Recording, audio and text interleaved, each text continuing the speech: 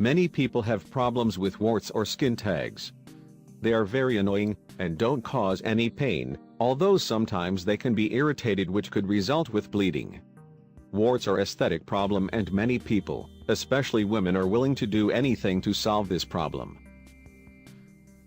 Skin tags are very similar to warts, and they occur at places where the skin folds, and areas where we sweat the most, armpits, face and neck.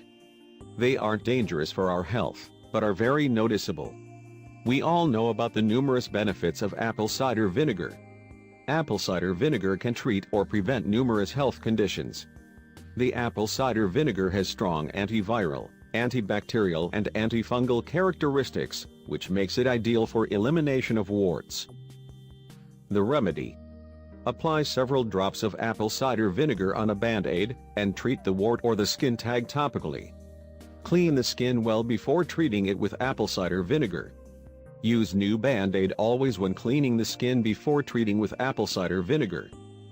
Do the process well, and you will have positive results in just 5 days.